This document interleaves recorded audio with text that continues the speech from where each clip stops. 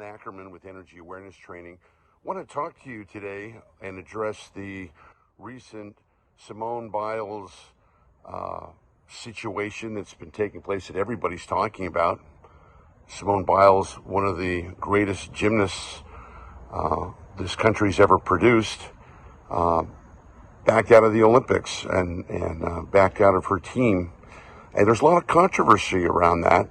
And I want to address this from an energy awareness perspective, knowing that I teach energy awareness, using your energy, the body's energy, to excel, to perform, to be your absolute best. But I also use it to take away negativity, stress, anxiety, worry, things that hamper our performance. So it's interesting as I observe, the Olympics and especially this particular situation, to be able to comment on that. Everybody in the sports world knows who Simone was. I've been watching her for the last 2 years. Just amazing people with her feats of athleticism, and she was a great hope for the country for an easy gold medal, both individually and for her team too. Yesterday she did the vault and one of her signature events and didn't do well at it. Surprisingly stumbled on her landing, and a few minutes later we saw her withdrawing from the team, telling her team she could no longer participate with them and be on the team with them, and wish them well, and withdrew. As you can imagine, if you've ever played sports, it shakes you up when you have a teammate, especially your best teammate probably, saying they can't go on. So there's a lot of controversy about that. And, some people are saying, she should have found her fortitude and rose to the occasion.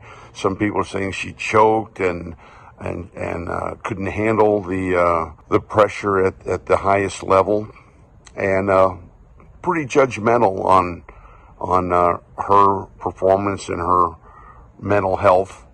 And there are others saying that she did the right thing, saying that if she needed to withdraw, and she needs to think of herself first, and she did the right thing. A lot of controversy on this, a lot of opinions being weighed.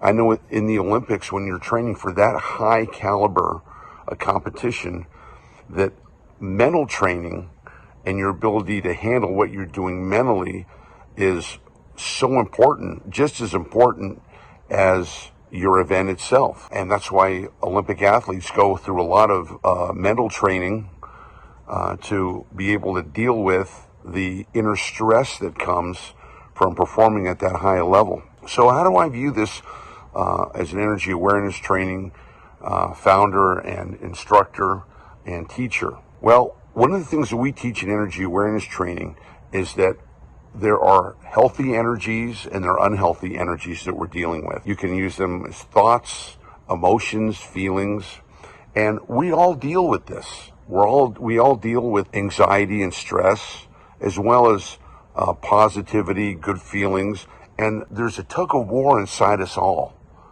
of one force that wants to lift us up and wants us to be the best that we can be and achieve our full potential. And then there's another force that is trying to sabotage us, bring us down, discourage us, and limit us. And it's funny, no one ever taught us about that. Isn't that amazing? You've heard the term thinking positive and thinking negative.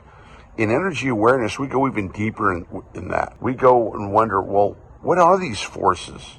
Why can't we be happy and positive and productive and proactive all the time? Why do we so often shift into the dark places and the worry and the stress and the fear? Those are good questions. And we answer them in energy awareness training by recognizing that in this world we live in, we're living in a world of duality, where there's two opposites of everything that we're dealing with. So if there's happy, there's sad. If there's good, there's bad. If there's right, there's wrong. If there's up and down, etc.